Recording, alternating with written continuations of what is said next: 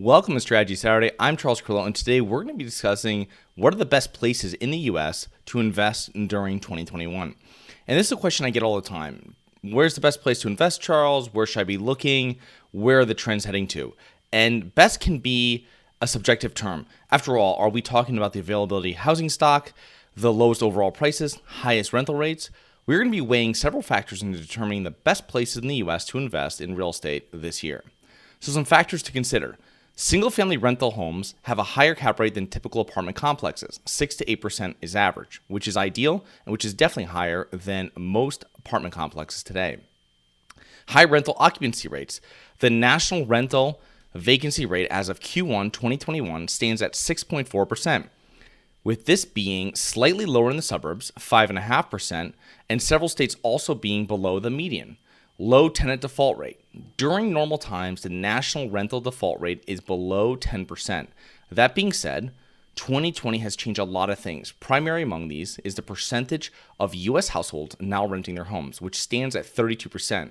This tests the most recent high of 1986 to 1988, which was 36.2%. Next is property prices and the trend. Given historically low 30-year fixed mortgage rates and fiscal stimulus, property prices are going up everywhere. But there are still some pockets where they are both still relatively low and growing faster than average. These are the places we want to look for. Next, favorable population demographics. More people moving into a state than leaving, low cost of doing business in that state, and then job and overall population growth, which are all contributing factors which will increase your return on invested capital. My last thing that I like looking here is called landlord friendliness, so it's another thing we'll add in when we're looking at a state. Best place in the U.S. to invest, getting right into it. So number one, Birmingham, Alabama. Low medium home value, $148,000. Average rent is up 3% compared to the previous year. Those numbers and stats from Rent Cafe. Birmingham, Alabama is a leading banking center and headquarters to a large number of construction and engineering companies. There was a 12.3% vacancy rate, which is higher than the national average. But in the future, this is going to be an area that is just starting to take off. Next, Orlando, Florida. Now, Orlando was something that a lot of investors veered away from during COVID because of the amount of their economy dependent on entertainment and hospitality.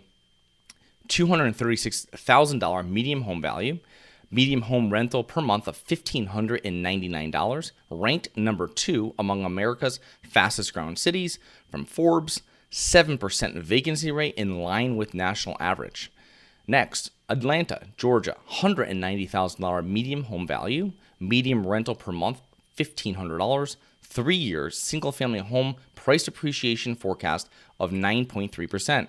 Population growing by more than 1% year over year, 2019 to 2020.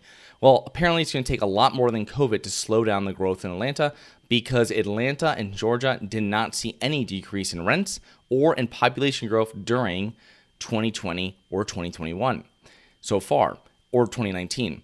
Idaho, Boise, $233,000 medium home value, population job growth, triple the national average, and that median home price is thanks to everybody from California moving to Idaho.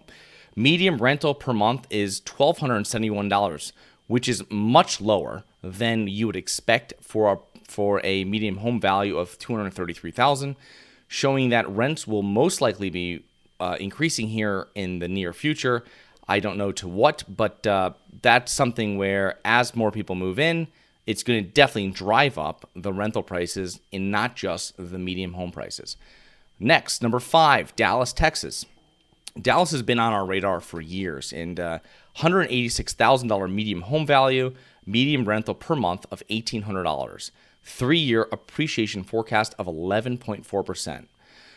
So these are some objectively top markets to buy real estate across the nation today. Tellingly, the Midwest, Mid-South, and the Southeast come out on top, which is exactly where we invest.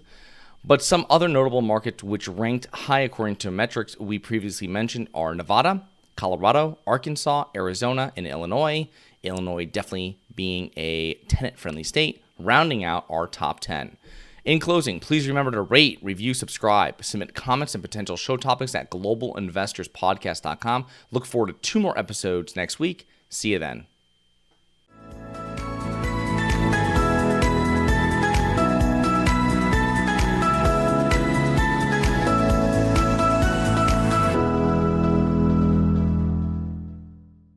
Nothing in this episode should be considered specific, personal, or professional advice. Any investment opportunities mentioned on this podcast are limited to accredited investors. Any investments will only be made with proper disclosure, subscription documentation, and are subject to all applicable laws. Please consult an appropriate tax, legal, real estate, financial, or business professional for individualized advice. Opinions of guests are their own. Information is not guaranteed. All investment strategies have the potential for profit or loss. The host is operating on behalf of Syndication Superstars Incorporated exclusively.